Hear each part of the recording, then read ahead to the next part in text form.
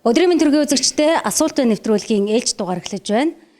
За нэвтрүүлэгт Булган сумын иргэн Ган чимэг хүрэлцэн ирсэн байна. Танд өдрийн мэнд төргий. Баярлалаа танд өдрийн мэнд төргий. За баярлалаа. За тэгэхээр бид бол өнөөдөр Булган сумын хууль бус томилгооны асуудлаар ярилцсан гэж байгаа тийм ээ.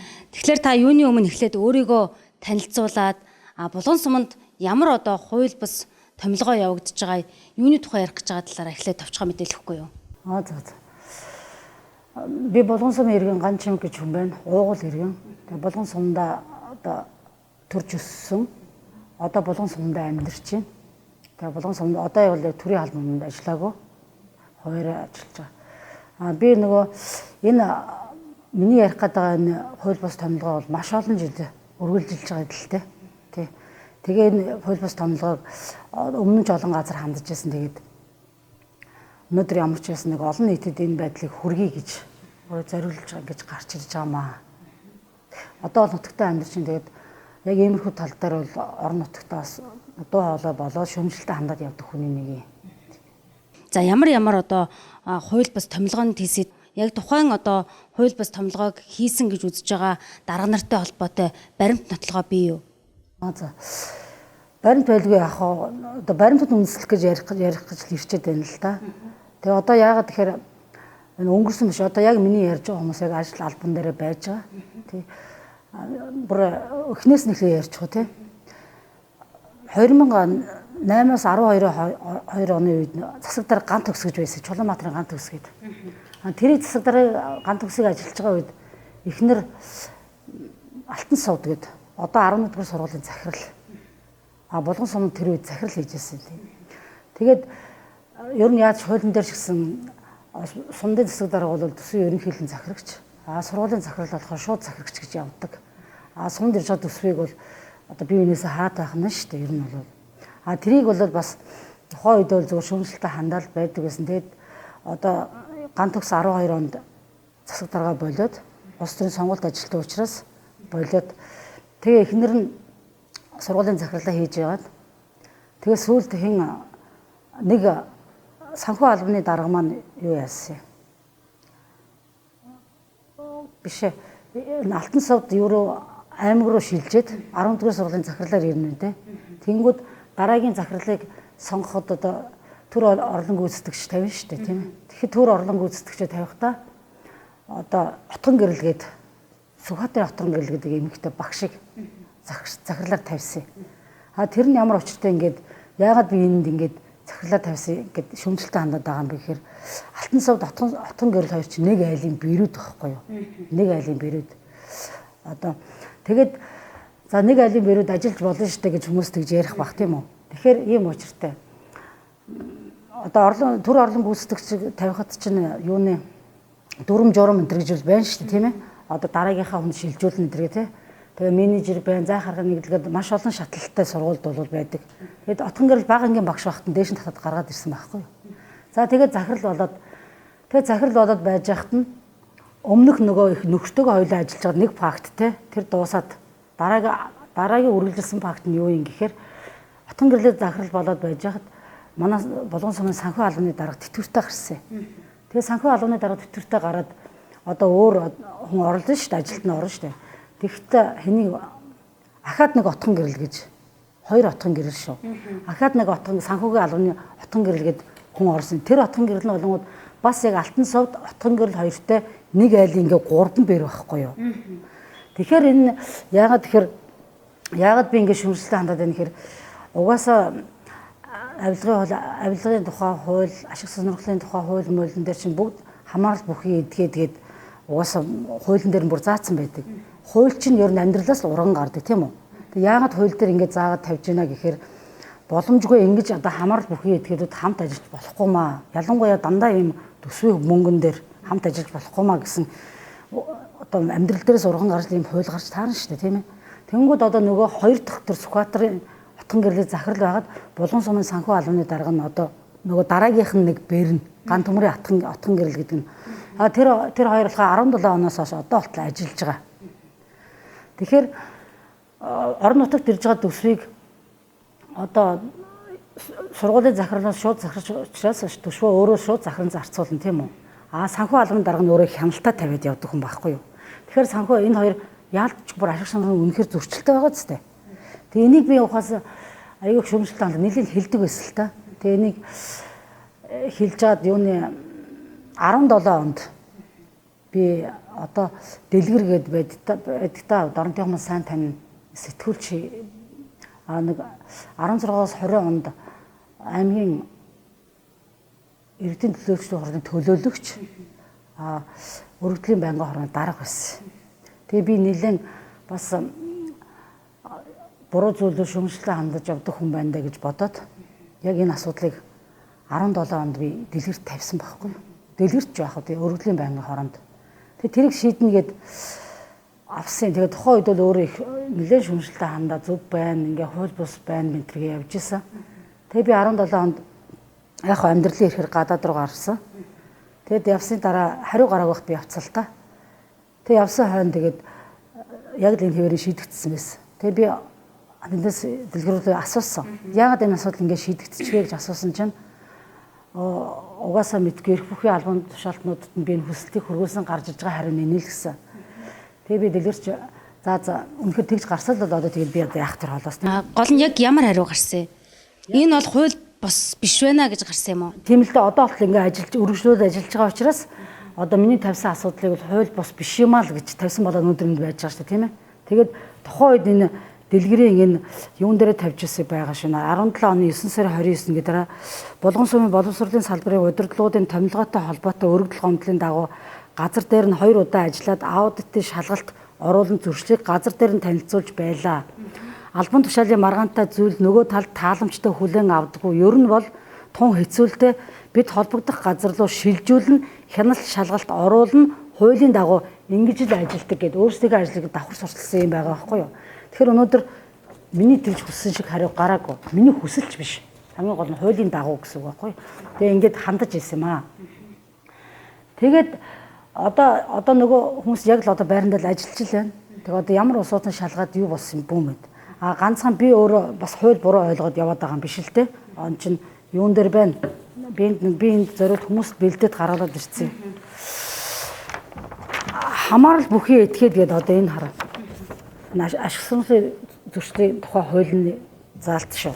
Хамаарал бүхий этгээд гэж тухайн нийтийн албан тушаалтны эцэг их төрсөн ах эгч дүү гэр бүлийн гишүүн гэж байгаа. Хамтран амьдрагч эхнэр нөхрийн эцэг их төрсөн ах эгч дүү бусад нэгдмэл сонирхолтой этгээд гэж байгаа байхгүй. Тэгэхээр би өөрөө ингэж бодохоор нэг айлын 3 бэр тийм ээ төсвийн хөрөнгөөр тоглоод ингээл бие бинийгээ дураараа тэгээ дээрээс нь хүмүүс ч гэсэн дураараа ингээд тавьж идэг нөгөө хөрөнгө оруулгын мэдүүлэг одоо хувь хүний мэдүүлэг энэ төр нь одоо хаана бүртгэгдээд явдгийг ерөөсөө мэддэггүй ийм асуудалд орчод байгаа юм. За тэгэнгүүт дараагийнх нь олонгууд энд би яагаад ингэж хандаад байгаа юм бэ гингүүд одоо сургуулийн хүүхдийн хоол хөдөө бол нөгөө дотор байранд төрж байна л да. Дотор байрны хүүхдийн хоол нөгөө өдрийн цаймаа өдийн цайны мөнгө одоо юу чинь бараагаа татна штэ. Тэгээ бараа татах чинь юу байх вэ? Энд чи бүр тендер зарлажгаад гэрээ байгуулдаг байхгүй юу? Тэгээд тэр тендер зарлахад тендерээ хүлээж авахтаа л одоо өөрөөдөө нэгдмэл сонирхолтой одоо тий хамаарал бүхий хүний баримт ирэх юм бол тэрийг хүлээж авах ёсгүй байхгүй юу?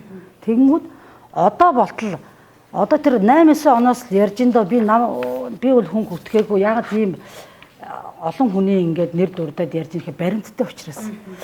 Тэгэнгүүт энэ сургуулийн үдийн цааны одоо тэр төлбөр байна шүү дээ. Одоо гэрээ хийсэн компани болонгууд одоо энэ 3 бэрэг гэдээ яриад байгаа шүү дээ. Алтан совд 14 захирал Алтан совд Булган сумын захирал Сүхбаатарын отхон гэрэл Булган сумын санхүү албаны дарга Ган Томрын отхон гэрэл гэдэг энэ 3 бэрийн аавынх нь компани гэж Дорнот Туг гэж Булган суманд байдаг компани байдгийг.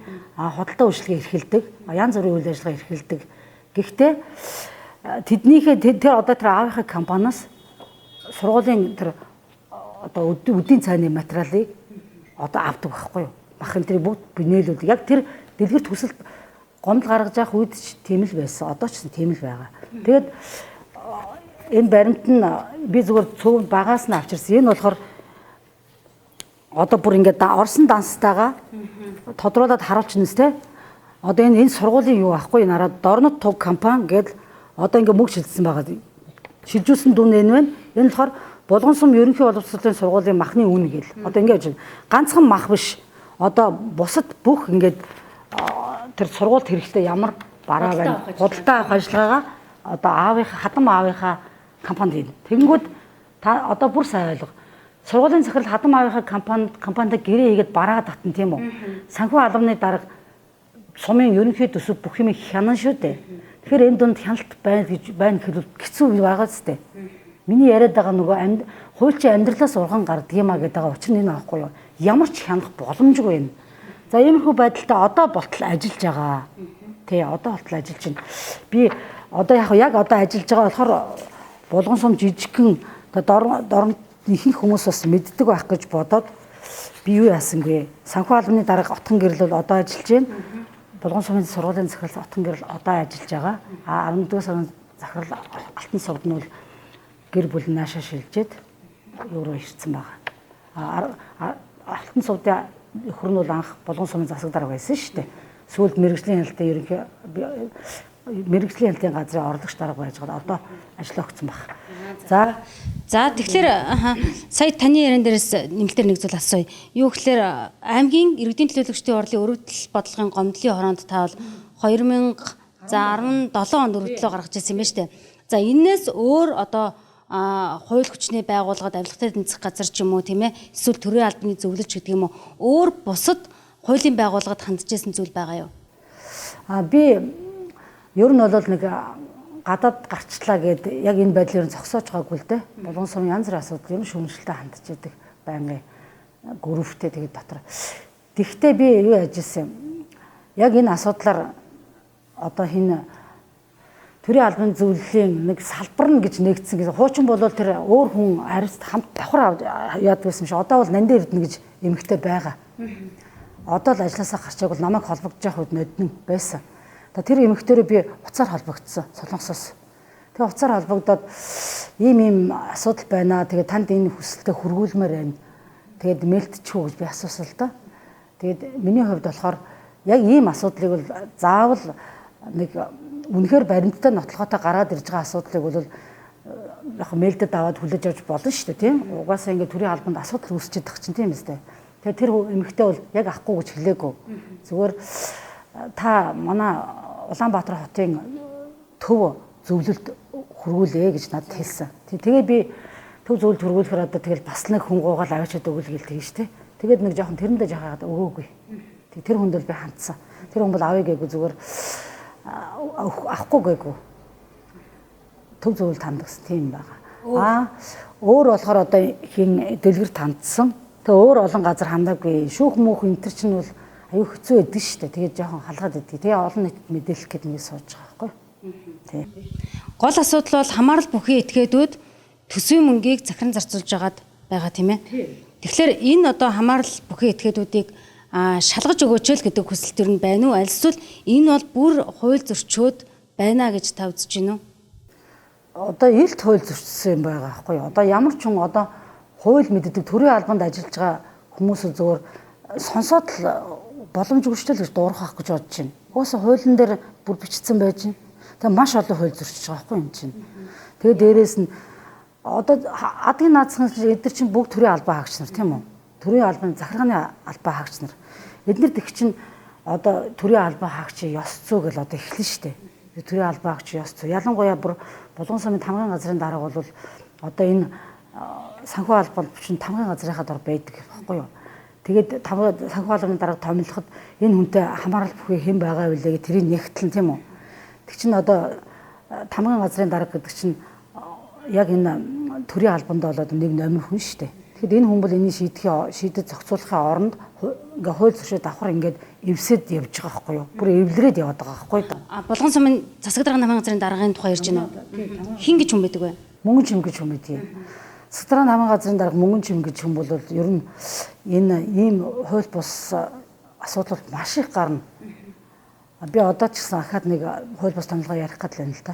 Тэгээ энийг энэ санхүү албаны даргыг томилогдож байхад ч гэсэн энэ чинь хяналт тавина шүү дээ. Төрийн албан жинхэнэ ёс зүйтэй хуулиа мэддэг хүн бол одоо дээрээс нөгөө улс төрийн албан хаагч засаг дарга ч юм янз бүрийн хэллээ гэж бодъё л та. Тэгэхэд чинь тэр хүн уучлаарай одоо энд тамгын газар чинь засаг даргын ажлын алба гэж явдаг. Тэгээ улс төрийн томилгоо чинь ирээл очиж явдаг тамгын газрын дарга бол байнга л эндээ байж лээ. Өөрөө асуудал ашиг салгахгүй бол тийм ээ. Тэгэхэд ирсэн хүн болгонд одоо тайлбарлах нь шүү дээ. Бүх хүн бүгдийг мэдэх албагүй шүү дээ тийм ээ. Мэдхгүй санамсаргуу тохиолдох юм бол уучлаарай дарга ийм хууль байдгийн шүү. Та ашиг санааны зөрчилд орох гээд байна. Дараагийн хүн томилогдоход уучлаарай таны хамаарал бүхий итгэхэд энд ажиллаж байна. Та хуулийг судлаад шалгуулад одоо хүрээд ирээ гэдэг ч юм уу. Тиймэрхүү тайлбарууд өгөөд буцаадаг ч юм тухайн үед нь тийм тайлбар өгжсэн өнөөдөр ийм асуудал гарахгүй байхгүй юу. Одоо эн чинь хичнээн жил ингээд төсвийн хөрөнгөч ямар ч хяналтгүй явчихж байгаа болон суманд. Тийм. Тэгэд би тамгын газрын даргад бас яагаад ийм шүүмжлэлтэй ханддаг гэхээр ийм байна. Одоо Булган сумын иргэдийн хурлын дарга Базар Гүр гэж хүн бий. Яг одоо сая 20 онд сонгуулиар орон нутгийн сонгуулийн иргэдийн хурлын дарга болсон Булган сумын. Тэгээ Базар Гүр чинь өмнө нь Булган 16-аас 20 онд Булган сумын засаг дарга байсан. Засаг дарга байж сая 20 онд иргэдийн хурлын дарга болчихлоо. Тэгээ 20 он засаг дарга байхдаа эгчийнх нь төрсөн эгчийг нь хөө амар тайван гэж одоо би энэ танарт бүр харуулах гээд энэ Базар Гүрийн гаргасан захирамж байна л да. Хөрөнгө зарцуулах тухай захирамж гэдээ байна. Тэгээ Базар Гүрийн хөрөнгө зарцуулах тухай захирамж гэх чинь Базар Гүр энд засаг дарга зурцсан байгааз тэгэхэд энд амар тайван гэж байгаа зү. Энэ амар тайван гэдэг чинь Базар Гүрийн төрсөн эгч Алтан сувдын хүүхдээ. Тэгэхээр засаг дарга өөрөө улс сумын хөрөнгийг зарцуулах захирамж гаргаад дүүдэд зөвшөөрчих واخгүй юу. Энэ байж болох уу? Энэ хоёр одоо ч ажиллаж байгаа. Энэ болохоор одоо 19-20 оны захирамжууд байна л да. Одоо гэхдээ энэ засаг дарга бол иргэдийн хурлын дарга одоо болсон ч гэсэн өмнө нь ингэж ажиллаж ирсэн байхгүй юу. Одоо ингэж ажиллаад дүүдээ хөрөнгө зарцуулах тухай захирамж гаргашаад дүүн ингээд дүүдэд зөвшөөрөө дүүн захиран зарцуулаад гаргаа явж идэг юм байж болох уу? Болохгүй байхгүй юу. Энэ бас л нөгөө ашиг сонирхлын зөрчил чинь энд явж байгаа. Энэ бүр хүлээн зөвшөөрч болохгүй байхгүй. Одоо энэ хоёр хоёулаа ажиллаж байна. Базар Гүр болохоор улс төрийн албан тушаалтан болохоор сая сонгуулиар засаг даргын ажлыг өгөөд иргэдийн хурлын дарга болсон байгаа. Тий. Тэгээ энэ бас хууль бус томлого. Энэ дээр бол засаг даргын тамгын газрын дарга мөнгөн чимгүүл энэ дээр шууд хяналт тавих хэрэгтэй байхгүй юу? Улс төрийн албан Базар Гүр дарга таны хамаарал бүхий итгэхэд орох гэж байна. Та ашиг санааны зөрчил үүсгэж байна. Ашиг санааны зөрчил урьдчилан сэргийлж би энийг хэлж байна гэдээ одоо ярьж болно шүү дээ. Ингээл авчдаг. Энэ бүр анх авахтаа орон нутгийн орон нутгийн төсвийн нэгтлэн бодогч одоо анх авахтаа бүр сангуудын нэгтлэнгээр авсан юм. Одоо бол тэгээд би чинь тэр хол байсан ч гэсэн бас шүн хэлнэ л дээ. Энд чи болохгүй шүү дээ. Та нар юу болоод байгаа юм бэ? Өмнөх хууль зөрчсөн асуудлаа та нар шийдээгүй. Гэр бүлээрээ идэж уугаад ингээд нутгаа бүр маш хүнд байдалд оруулчлаа. Дахиад ийм юм болголоо гэхэд ингээд тавьсан баг. Тэгээд харин энийг сольсон юм билээ. Солихдоо тэгээ өөрийнхөө дор ахаад аваад ирж байгаа. За засаг даргын тамгын газрын дарга мөнгөн чимэг гэсэн тийм ээ. Тэр хүнд та яг энэ асуудлаараа хандаж үзсэн үү? За Базар Гүр амар тайван билүү? Амар тайван хоёр бол одоо ашиг сонирхлын зөрчилтэй хамаарал бүхий этгээдүүд байна. Энэ л одоо хууль зөрчиж байна гэдэг асуудлаа тавьсан уу? Зүгээр би яг тавиагүй. Надад тавих сонирхолч байдгүй. Яг тэгэхээр эднэр угаасаа мэдж байгаа. Би хэлж ярьж исэн. Ялангуяа тэр 17 онд тэр 88 хүний өргөдлөөр бол эднэрийг хэлээд бүгд мэдж байгаа. Дэлгэр бүр хурал хийгээд одоо камер тавиад бүх дарга нар суугаад одоо мөнгөн чимэг дарга хүртэл суугаад байж л байсан. Асуудалтай гэдэг юм. Тэгээ дээрэс нь мөнгөн чимэг дарга чинь яг бол би тоочны мэдэхгүй байна. Нэг 25 жил баг хийж байгаа шүү Булган сумын төслийн тамгын газрын. 25 жил тамгын газрын дарга хийж байгаа хүн бол одоо хууль бараг цээжинд нь байх байлгүй дээ. Ах トゥ нар ингэж бие биендээ гар хөлийн усыг зуралцаад мөнгө гаргахгүй гэдгийг баг мэдэх байлгүй дээ гэж бодож байна. Хэрвээ мэдэхгүй л энэ ажил авах хэрэгтэй. Ингэж төрийн мөнгө сүйтгэж ийм хууль зөрчигчдийг өөгшүүлж байж болохгүй шүү дээ. Өөр хүн өгөх хэрэгтэй. Тэгээ 25 жил ажиллаж байгаа юм байгаа. За тэгээд би мөнгө засаг даргын тамгын газар мөнгөн чимэг дээр нэг ингээ ярьсных те мөнгөн чимгийг одоо би нөгөө 25 жил ажилласан төрийн албаны хууль баг цээжинд нь байхаар хүн байхгүй да. Бүхэл одоо мөнгөн чимэг чинь төрийн албаа удирдаад явж байна. Дээрээс нь сонгуул болгоноор одоо сонгуулийн хорооны дарга хийдэг засаг даргын тамгын газрын дарга чинь тийм үү. Тэгэхээр сонгуулийн хуулийг хүртэл бүр А Б-г мэдчихэв тийм үү. Ер нь бол хууль зөрчихгүй бол маш мундаг хүн байх хэрэгтэй байхгүй юу. Тэгэхээр би энэ ахаад мөнгөн чимэгт юу шүүмжлэн хандах чинь гэхээр за өнөөдөр сонгуул өнгөрсөн байж болно. Хамаагүй өнгөрсөн байж болно. Одоо би нэг зураг тавих гээд байна л да, гаруулах гээд байна л да. Энэ хүчээ нэгтгэх гэдэг чинь энэ жилийн 20 оны ардын намын одоо ураа шүү дээ тийм үү. Одоо ардын намын ураа. Энэ нэг хоёр өөр ягаар хэвлэлцсэн. Энэ яг нэгдсэн байгаа шүү. Энэ жижигээр энэ арай том л гоё. Тэгээ энэ болохоор энэ 20 онд Базаргуур Булган суманд нэр дэвшиж байгаа. Тэгэнгүүт хүчээ нэгдгээ төрийн албан хаагч хүчээ нэгдхий гэсэн урайнд ор. Ингэж зогсож болд юм нөө тамгын газар дараа энэ байгаа байхгүй энэ. Тамгын газар дараа мөнгөн чимэг энэ байна. Энэ Базаргуур энэ байна. А энэ сурчлагааных нь хуудасны ард талд юу гэхээр ийм хуудас байгаа. Ард талынх нь болонгууд саналын хуудас. Энэ дээр юу энэ Базаргуурын энэ дээр энэ зураг авахулах үгүй байхгүй да. Энэ бүр цэвэр хуульж. Тэгээд ингээд хууль зөрчөөл явж идэг хүмүүс шүмслэн хандсан хүмүүст болонгууд эдгээр тоохгүй тэгэл өнгөрж идэг. Тэгээ хүмүүс ч бас тэгээд тэр болгоо хэлэхгүй бас айдас сүцтэл байдаг юм шиг байлаа. А яг ингээд надад болохоор энэ юу н олдсонгүй л дээ хүмүүст байдаг л байх. Зүгээр над руу нэг ингэж мэйлдэж явуулсан. Тэгээ энэ болохоор бүр ардын намын юм баг юм баланктай цааш ийм энэ дээр бүр гаргацсан юм байгаа. За тэгээд энийг тэгээ нөгөө 25 жил болсон төрийн албаны ажилтан тийм үү? Захиргааны албаны ажилтан одоо хуулийн дээр байна шүү дээ. Улс төрийн одоо ямар ч үйл ажиллагаанд оролцож болохгүй гэдээ бүр хориглох заалттай. Түүнээс ш за яг хаяа нэг оролцох гэсэн тийм байхгүй байхгүй да. Хизээж оролцож болохгүй. Улс төрийн намын үйл ажиллагаанд оролцож болохгүй.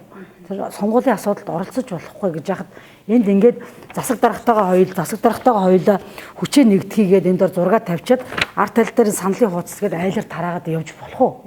Ингэж явдаг ийм 25 жил ажилласан ийм одоо юу байна да би хүмүүсийг яг мэдгүй л уншаад өгье гэд энэ төрийн албаны хуулийг шүү бүр. Улс төрийн албан хаагчаас бусад төрийн албан хаагч нь улс төрийн албан хаагч засаг дарга нь бол хамаагүй намынхаа ажлыг хийгээд намынхаа одоо чиг шумд дагаад явна шүү. Улс төрийн албан хаагчаас бусад төрийн албан хаагч төрийн албан тушаал эрхлэх хугацаанд улс төрийн аливаа нам эвсэл хөдөлгөөний үйл ажиллагаанд ямар нэг хэлбэр оролцохгүй байх. Энэ бүр юуны төрийн албан хаагч төрийн албаны хуулийн бүр хориглох заалтан дээр нь байдгийг тий. Тэгэхээр одоо манай суманд бол одоо хамгийн олон жил хийсэн жинхэнэ төрийн албыг удирдаад ингэж явж явах одоо ийм мундаг 25 жил болсон хүмүүс маань одоо ийм хууль бус юм ийгээд ингэ явдаг байхгүй да. Булган сумд хадлан бүр хэрэг сэтэрсэн. Тэгээ яагаад хэрэг сэтэрсэн гэхээр энэ нөгөө иргэдийн төлөөллийн хурлаас жил болгоно нөгөө газар зохион байгуулалтын төлөлгөө гэж баталдаг байхгүй. Яг тэр төлөлгөөр л явна. Дуудлага хурлаанд оруулна гэсэн дуудлага хурлаанд оруулна хадлах газар нь хязгаартаа тогтоодог байхгүй. Энэ жил сая 800-аар нэг сая 800 1800 га тогтоосон юм. Тэгээд сая бид нэр ингээ хөдөөгөр хадлангаар явуулаа л да. Тэгсэн чинь энэ нөгөө энэ жил Булган сумын иргэдийн төлөөллийн хурлаар баталсан Отрын нутаг гэдэг энэ нутгууд байгаа. Цаг өндөрсөн нөхцөлд малчид очиж штэ. Тэгээ Отрын нутгийн 3 тархт гэдэг энэ газар одоо сая хурлын дарга Базаргуур маань юу чгүй хатчаад байж байгаа. Одоо өөрийнх нь дүү тэр нэгтлэн тамгын газар нэгтлэн амар тайван тэр хадлагыг ахлаад байж байна. Та уулзлаа. Бичлэг хий зургийг авъя гэж хэлсэн. Нэгэнт баримтжуулж байгаа юм чинь. Тэгээ ингээд Отрын нутгаа хатцсан. Отрын нутаг хүрэх боломжгүй байхгүй. Засаг даргын захирамж гараад ингээд Отрын нутгаа юу хатсан. За ингээд энийг ингээд 3 тархтаа ингээд Базаргуур өөрөө хатаад дуусгачлаа. Базаргуурын хадлан гэж ахаад тэр юунд тэр шар хадагдаг газар ахаад нэг хадлан байна. Бас очлоо. Тэгээд бас нэг Булган сумын нөгөө иргэдийн хурлын жолоочоор ахлуулсан бас хадлангийн талбай байна. Тэгээ манад нөгөө 1800 га үйлдвэрлэлийн хадлан гарганда өөрхөд өгсөн байхгүй. Гэсэн чинь одоо зөвхөн Булган сум битүү хадлан дандаа гадны хадлаа ороод ирсэн. Тэгээ бүр нодныгийнхаа өнжөөж байгаа газраа хүртэл хатцсан байж байна. Тэгээд одоо бас шүмжлэн хандаал хүмүүст хүргээд хэлээд байна. Дайж ичж юм алга, сонсож юм алга. Засаг дарга сүгсайхан хүртэл одоо хотын компани хадлан оруулсан хатаж байна. Бид нар зургийг авлаа. Бэлтгэсэн зураг мөргийг аваад бэлтцээ өөрсдөө хэлсэн. Тэгээ одоо тэрийг тоож байгаа ч амтай алга. За та бол сая одоо ингээд хууль зөрчиж байгаа, хууль бус томилгооны талаар ярьлаа шүү дээ. Тэгэхээр энэ асуудлаараа бол хуулийн байгууллагад хандаагүй. Тэгэхээр чинь ямар нэгэн шийдэл гарахгүй юм шүү. Одоо өнөөдөр энд ингээд олон нийтэд мэдээлээд сууж байгаа ямар одоо шийдлийг хүсэж ямар зорилгыг агуул сууж ийн вэ? Яг хөө би энд харин камерлаа харж байгаад хэлчихэ. Би энийг яагаад ингэж хэлж байгаа нэхээр би одоо бас нэлээд болохгүй буруу зүйл дээр сүмжлэлтэй ханддаг хүн нэг удаа өгж үтсэн тийм үү? Одоо өргөдлийн байнгын оронд өөрөө шийдвэрлэх гэж үтсэн чадаагүй байхгүй юу? Тэгээд би одоо ингэ явахаар энэ би хууль шүүхийн байгууллагад юу итгэдэггүй. Ерөөс итгэдэггүй. Тэгээд одоо иймэрхүү хүмүүст өгж үзлээ. Тэгээд одоо би юу гэж нэхээр олон нийтийн энэ суугаар одоо бадамсрын дараад хандмаар байна. Одоо төрийн албаны зөвлөлд хандмаар байна. Юунд одоо тэр мэрэгжлийн хяналт аудит одоо шалгах юу вэ тийм үү? Бүх газар хандаж юу яагаад чи? Булган сумыг одоо төртөө олгож өгөөч чи. Хоёр гэр бүлээр ингээд бүр дууслаа штэ. Бүр байхгүй. Тэгээд өнөөдөр би ингэж л тавьж байгаа боловч энэний арталд маш олон одоо нөгөө орон нутгийн хөгжлийн сангийн мөнгө тэгэл тэр хадлан тэжээл тэгэл одоо бүх юм ерөөсөө хууль журмаар явж байгаа нэг ч байхгүй. Яг ийм хууль бус томилгоо хийгээд бие биендээ хяналтгүй болоод ирэхээр ч л одоо нөгөө энэ сонин буруу асуудал чинь яваад эхэлчихэж байгаа байхгүй юу. Хэрвээ гэр бүлийн биш өөр хүмүүс ингэж бие биендээ хяналттай байсан бол өнөөдөр би энд сууж байхгүй байхгүй юу. Тэгэхээр би тэр аймгийн дарга өөр одоо эрх бүхий шийдвэрлэх албан тушаалтнууд албан байгуулалт юу вэ? Одоо миний энийг сонсоод булган суманд одоо нэг шалгалт оруулаад энэ хууль бус хууль зөрчигчдийг одоо хариуцлага тооцоолаа тийм үү? Бид нар сайхан нийгэмд амьдрмаар байна. Би өнөөдөр ингэж хэлээд би ганцаараа жаргах гэдэг юм биш юм байхгүй да. Бид нар бүгдээрээ сайхан нийгэмд амьдрмаар байна. Төрийн албан хаагчид айдас төгшөр маш их байна. Надад дэмжиж маш их мэдээлэл өгдөг хүмүүс зөндөө байна. Ил гарч чадахгүй байна.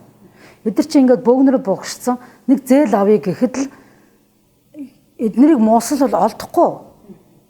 Нэг орон нутгийн зээл олдохгүй штэ. Хадлангийн газар авъя олдохгүй штэ. Өгөхгүй. Бүр ийм хачин болсон байхгүй юу? Тэгэхээр одоо булган сумаа эртгэн ингэж бүхэл бүтэн бид нар чинь одоо засаг захиргаа нутаг дэвсгэрийн нэгжийн хуулиар олгогдсон сум гэдэг статустай нэгжид амьдарч штэ. Бид нар тэрнээс хувийн компанид ерөөс амьдраагүй байхгүй юу? Тэгэхээр тэр нэгжээ цэвэрлээд өгөөч. Тэр төрийн албаагч хариуцлага хүлээгээд өгөөч гэж л хэлэх гээд байна. Тэгж бид ингэж л ирж байгаа. Өөр түүнээс одоо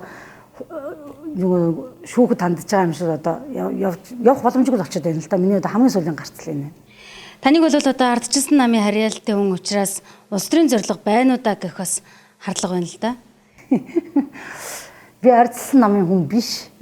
Би ардчилсан намын нэгд ардчилсан намын хүн биш. Хоёрт надад ерөөс ямар ч нам байхгүй. Би ардчилсан намынхыг ч шөмжлөлтэй ханддаг. Одоо бол танцаар л байна. Булган сумд иргэдийн төлөөлөлт ардын намаас 8, ардчилсан намаас 7 байхгүй юу? Тэгэхээр тэр 7 хүртэл одоо дуурахгүй байгаа шүү дээ. Адилхан биш шөмжлөл ханддаг. Та нар бүгдээрээ ижлэхэн одоо энэ хор морондоо одоо юу гэдгийг одоо тийм мөнгө төрөв сүйтгэд юмд орцсон байлгүй л гэж. Тэрийг л харааг болохоор одоо шөмжлөлтэй хандж шít, вээлж шít. Тэ? Би тэгээ намайг яагаад арслах гэхээр би хүмүүст үнэнгээ хэлье. 16 онд би булган сум багшилж ирсэн. Тэгэхээр чи угаасаа л ер нь үнэн шүү дээ. Намууд чи яадаг вүлээ? Сургуульд нь багшилж байсан юм уу те? Цэцэрлэгийн багш. Намууд нь яадаг вүлээ? Юу яадаг шүү дээ. Сонгуул болохоор хүн олдохгүй та дэвшүү гэж явж идэг үстэй. Тэр бол бүгд л мэдээж нийтлэглээд шүү дээ. Тэгээ дэвшүүхээр би яагаад тэгэхээр энэ байнгын шөмжлөлт ингэж ханддаг учраас иргэдийн хурал дотор нь ороод үзье. Юу болдгийг үзье гэж жоохон зүтгэсэн байхгүй юу? Зүтгэхтэй яах вэ? Зүгээр л нэг хүн дагаад нэг миний зурагтай өөрийнхөө зурагтай юм тараасал болохоос юу тийм байхгүй. Тэгээд ч гараагүй дотор нь л орё гэж бодсон. Тэрс арслан нам надад хамаагүй. Би нам биш. Сая л одоо маш олон хүний нэр дурдагдлаа штэ. За энэ хүмүүс бол одоо хууль бус томилгоо хийлээ. Ашиг сонирхлын зөрчилтэй байна гэд. Тэгэхээр одоо таныг магадгүй тийм ээ хүний нэр төрөлд халдлаа гэж тэдгэр хүмүүс тань руу одоо буцаагаад хандах байх. Би бол өөртөө итгэлтэй. Тэ. Хавшууг тандж болно шүү дээ.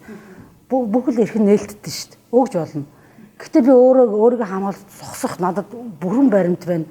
Тэгээд дээрэс нь миний саяын хэлж нөгөө буруутгаад байгаа хүмүүс бүгд одоо ажлын байран дээр байж шүү дээ. Бүгд байна. Тэгэхээр би надад ерөөс санаа зовх юм байхгүй. Ерөөс зовхгүй.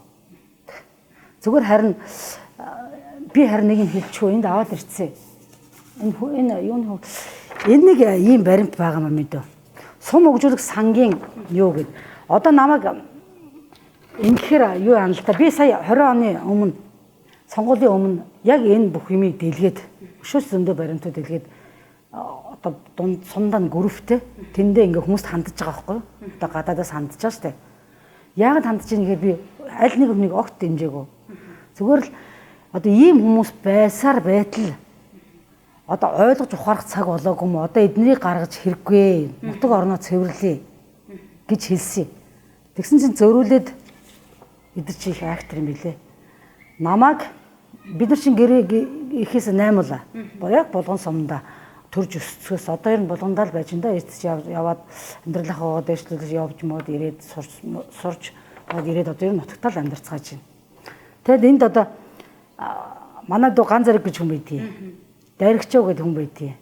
Тэгээ бид гурвыг намайг тэгээ бичингүүд базаргүр бид гурвыг зээлээ төлөө та нар жижиг дунд үйлдвэрлэлээс гуруулаа зээл авчаад төлөхгүй бусаддаа та нар боломж олгооч. Чи өстой тэгээд ах дүүнраа дээш нь гаргаж гал жижиг дунд үйлдвэрлэлийн зээл авах гээд чи ингэж зүтгээд байгаа үсттэй. Чи зээлээ төлөөч. Гуруулаа та нар авсан гэд. Тэгээд сонгуулийн өмнө тэгээ хэлцдэг байхгүй юу? Тэгэхээр би хариу өгөөгүй. Яагаад хариу өгөөгүй гэхээр нэг нь би гол санаагаа л хэлцсэн. Болоо би өөрөө өмөрөх гэж байгаа юм биш. За яг надад нэг энэ бүхнийг хэлэх боломж надад нэг өдөр олдсон шүү дээ. Тэгээд би сая энэ одоо засаг дарга сүх сайхан гэж залуу байгаа. Тэгээд сүх сайхны энэ гар үсгтэй энэ тамхтай энэ одоо сум хөгжүүл сангийн сангийн авлагын судалгаа гэж байгаа юм. Тэгэхэд 20 онд базаргуур намайг ган чимгээ чи зээлээ төлөө гэж намайг тэгж гутаасан байхгүй юу. Хүмүүс буруугаар ойлгосон тухай үед. Гэтэл миний дэ хараарай. Энэ айлтгуун ган чимгээ энд байгаа. 18 онд би тэг төрөний үлдэгдэлтэй байсан. 20 онд тэг төрөг ганцаархнаа. Тэгэхэд 18 онд тэг төрөний өртөө хүн яхаараа 20 онд би зээлээ төлөөл гэж зарлуулдаг үлээ. Нэгт. Хоёр дугаарт энийг сайн татчаарай. Ган Зэрэг гэж хүн энэ дотор байхгүй. Айлтгуун Ган Зэрэг гэдэг өртөө хүн байхгүй. Манайд өргөгүй болгон сум жижиг дунд үйлдвэрлэлээс. Дайрагчаа гэдэг нь байгаа. Гэхдээ энэ олон 10-20 саяын дэргэд дайрагчаа маань 600 мянган төгрөгөөр үлдэгдэлтэй байсан. Одоо сонгуулийн өмнө гарсан энэ штэ. Тэгэхээр гэр бүлэрээ жидүү идэг юм аа. Дайрагчаа нь 600 мянган төгрөгийн үлдэгдэлтэй 20 онд. 6 сая биш шүү 600 мянга. Би болохоор энэ намайг ингээд өргөө байхад оруулаад гаргаад ирсэн би гайхаад иттий. Тэгвэл 18 онд бид нар чинь бүгд нөө жижиг дунд үйлдвэрлэлийн зээлшин сумын хүмүүс ихэнх нь авдаг байхгүй юу? Би чи өөрөө давхар ажиллахаа ойд л хийдэг байсан. Тэгээ авсан. Тэгээ одоо 18 онд би өргөө, 19 онд өргөө, 20 оны сонголт би өргөө. Тэгэхээр одоо тэгж олон зарласны би нэг л өдөр хэлэх өдөр ирнэ гэдэг чи одоо өнөөдөр л байсан юм байл гэдэг тэг хэлчихье. Тэгээ би тэгж өөр мөр авах гээд байгаа юм бишээ. Зүгээр л шудраг босод их шүүмжлэлтэй ханддаг. Ер нь дэвчдгүй хүн л гэж ойлгож байна.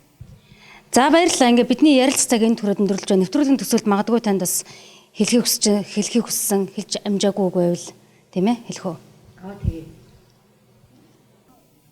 Түрүү бол эрх бүхий албан тушаалтан байгууллагуудад бол хүсэлтээ гаргацсан тийм ээ. Энийг шалгаад ингээд зөкслөд өгөөч гэж хүсэлтээ гаргацсан. Одоо болохоор одоо би ингээд энд нэвтрүүлэгт орсны дараа бол одоо сайн муу янз бүрээр хэлүүлэх байх. Гэхдээ яхаа муу комментэд би ч сурцсан. Гэхдээ яг энэ олон нэр дурдсан хүмүүсийн арга гэрийнх нь тий ах トゥ аав зөндөл хүмүүс байгаа. Тэгээ олон нутгийн сүлжээгээр ингээд нэр өмнөний цацаад явахаар дуртай биш байна. Магадгүй мэдээж хэрэг сайхан хүлээж авахгүй шүү дээ. Гэхдээ арга гэрийнх нь ч гэсэн зөөр ойлгоорой гэж хэлье. Яагаад тэгэхээр өнөөдөр танаа миний нэр дурдсан хүмүүс чинь хууль бусаар ажилласан бол дараагийнх үр хүүхдүүд чинь сайхан цэвэр сайхан нийгэмд амьдруулмаар байна гэж хүсэж энэ хүмүүсийг одоо зөвлөдөг ч юм уу те зэмэлдэг ч юм уу тийм үү? Асуудаг ч юм уу, тодруулдаг ч юм уу тийм ээ? Альва юмд хязгаар байдгаа одоо зогсоо, одоо болоо гэд намайг шүмжлэхийн оронд хүүхдүүдтэй тэгээд хэлээд үзээрэй л гэж хэлж чинь. Түүнээс биш намайг бол элдвэр хэлэх бол хамаагүй. Тэгэхээр ар гэр хүмүүсээс нь одоо би бол уушлахгүй байхгүй. Тий. Зүгээр энэ хүмүүс чинь буруу юм хийж байгаа чинь үнэн шүү. Бүх баримттайгаа байгаа гэдгийг хэлэх гэж байна. За баярлалаа. Үзэгчдийн асуултаа нэвтрүүлгийн энэ удаагийн дугаар энд хүрээд өндөрлөж байна. Өнөөдрийн дугаарт Булган сумын иргэн Ган Чимэг оролцлоо. Дараагийн дугаараар уулзлаа. Баяртай.